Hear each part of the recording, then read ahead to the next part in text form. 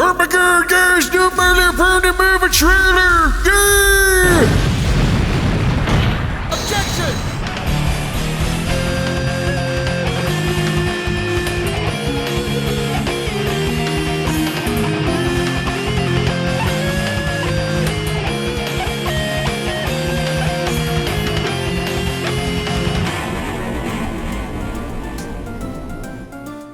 So after months of teaser images and other information, we finally have the first official trailer for the G5 MLP movie. Now in my last video, MLP G5 Friendship is Not Magic, I theorized how the world of Equestria lost its magic. And while this trailer didn't affirm any of my theories, we did see a little more of that xenophobic nature of the three pony tribes. And while the trailer overall was decent, it still left me with a lot of questions and observations. So today, we're gonna take an in-depth look at this trailer to see what more info we can gather on the upcoming movie, along with pointing out some of the more interesting background elements as well. So let's put some ace analysis on the G5 MLP trailer and see how friendship is still not magic.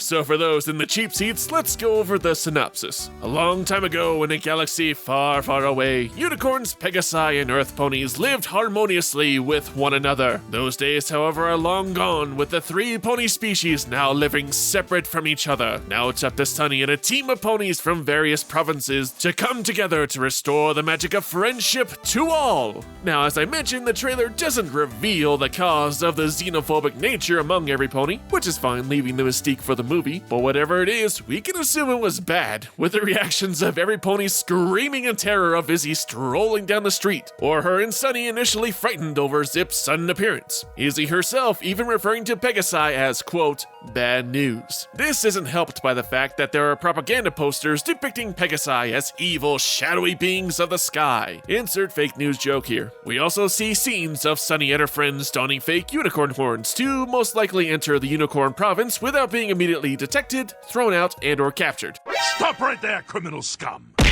Why take these extra measures here, though? Sunny and Izzy don't bother to disguise themselves when visiting the Pegasi city, yet the group dons horns to blend in when going to meet the unicorns. Is it because of all this propaganda they have a much more nastier reputation and therefore more dangerous? Sure, we have this guy acting all tough, but he doesn't really come off as a villain. Unicorns are probably the most affected of all the species, being unable to use their magic horns to perform magic, and are now just basically earth ponies with horns growing out of their heads, and doing everything by hoof, though it also looks like their spirits were sucked out with how lethargic they all are. Friendship really is magic. Now let's talk about the new locations we'll be visiting in the movie. Sunny lives in the Bayside city of Maritime Bay, which looks like your typical modest, bustling city. We only see glimpses of the Unicorn City, which I'll assume is Bridalwood, though again we don't see too much, so there really isn't too much to go on. Next we have Zephyr Heights, the home of... Wait, Zephyr? As in...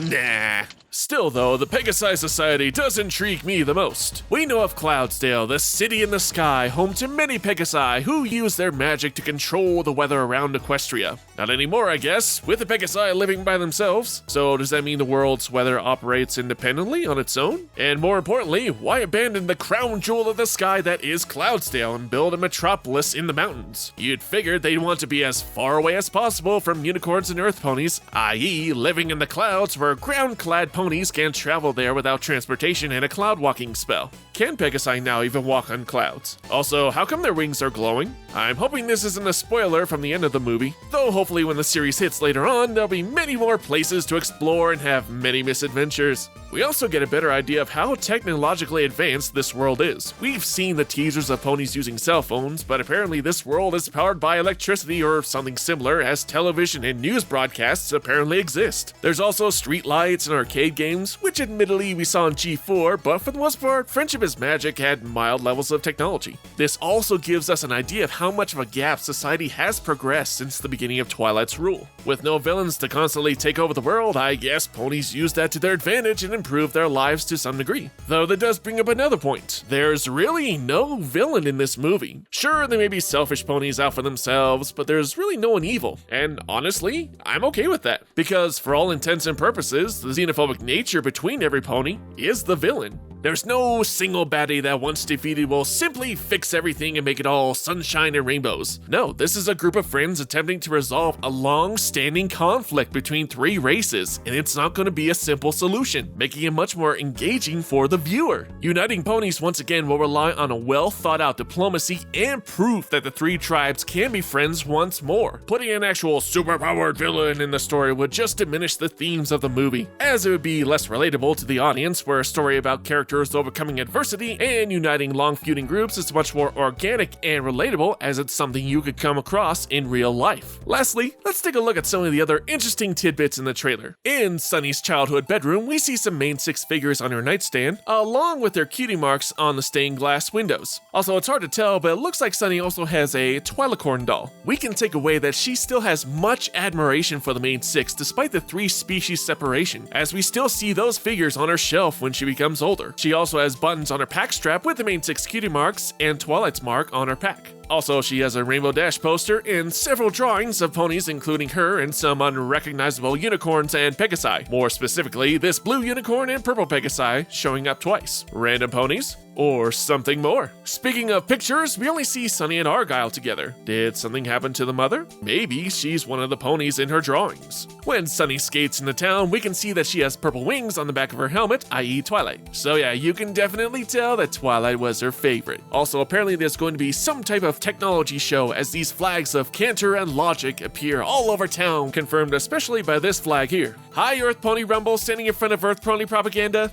Okay, now based on the colors and the shape, it kinda looks like a painting of Star Swirl the Bearded. Blue hat, gray coat, white beard, Going back to the map, there's a mysterious area covering up the Maritime Bay and some unknown apple-themed area. An expansion of Sweet Apple Acres, perhaps? And pop culture references galore. Is that the house from Up? So yeah, that's pretty much it. I've already mentioned all the other interesting elements, but let me know if you guys find some stuff I missed in the comments. So what's your guys' first impressions on this trailer? Do you have hopes, or were they rainbow dashed? Let me know what other thoughts and ideas you have about G5, and when the movie debuts, we'll see how this whole world of lost magic plays out. Well, that's it for today, guys. Until next time, and see ya!